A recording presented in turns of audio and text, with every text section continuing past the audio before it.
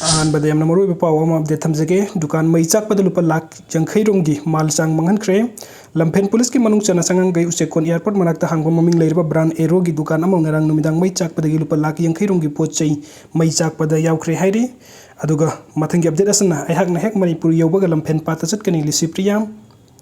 Environmentalist activist am oina malem gi miyam na sakang narabi manipuri masakang jam lisipre December taraga taretum sum taraga mapan dam maram dam manipur da lakadori mahak na hek maram dam manipur yobaga ahan bachat ka mafam asi lampen fatni haina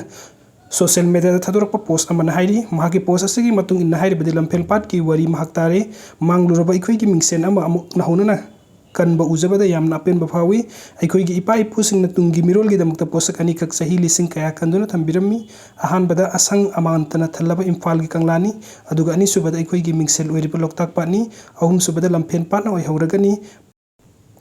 अदुगा मथंगे अपडेट्सना लेंगाक ना हुजिक फाव cookie terrorist सिंग तकथोक पंगमद्रिबा करिगनो मणिपुर की chief minister N villain मरैबाक निंगबा मरैबाक की दमकता थवाई पांगथोक काथोकनी मणिपुर की अपुनबा सकतम कायबि यारोय चिंगतम अमदनी हाइदोनि लेबलेबा लुसिंगबा money अदुबु मरैबाक निंगबा N villain Manipur की chief minister ओइनिंगे मतमस्ता कंगलुक की इरांग थोकनदुना मणिपुरी असि मिहात पुंगी थाकता लेरकलबा लोइना yum कई kaya mai thadoktuna leifam safam khangdraba miyoi lising humpu hena relief camp da leiduna awa phibam asida leiriba asi khangna kanglup ki irang asi loisinna ba cm birena lusing belenga asina hotna ba ngamdriba karigino haibasi manipur miyam gi amata ngairaba wahang oire yamna ngaglibadi manipur gi thugaina ba miyoi misak khangna hauzik phawa maribak ningba cm birena manipur thugaina ba hotna miyoi singi mathakta karigumba thabuk amata pangthok ngamdana leiriba asini masigi mek sengna bu khudam haibabu cm masamukna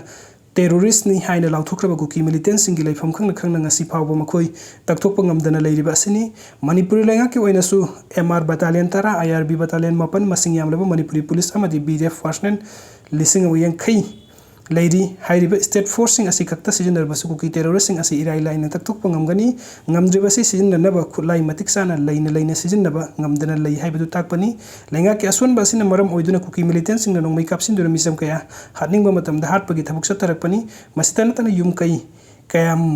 ama mai thadoktuna manghan kibani asigumba sanga gi tamthiba lisat sojat asina maram oiduna manipuri asi leita daba lamdam ama haibadu ohenbani haibasi khangna manipuri lengak na khut tungbunna duna yamna pang dabugum leiriba asi chumde kanglup ki irang asi laksin nabani haiduna central force lising humpurom bharat lengak na manipur da thajilakre haujik su makhata na thajilakli adubu masing yamlaba central force asina kuki terrorist sing takthok pangamde maduna di central force sing leibagi kari sukana dre haiba takpani makoina kanglup ki irang thokaliba miyoi sing khangna laksin bagi tabuk taudre loinana manipur lengak na su central forcing gi mafam da mathong masak khangna pangthok na ba haijaba ngamda ba haibadu oire masigi awaba saithing aduna lanjadra singtam manipuri miyam da phangle maduna manipur lengak na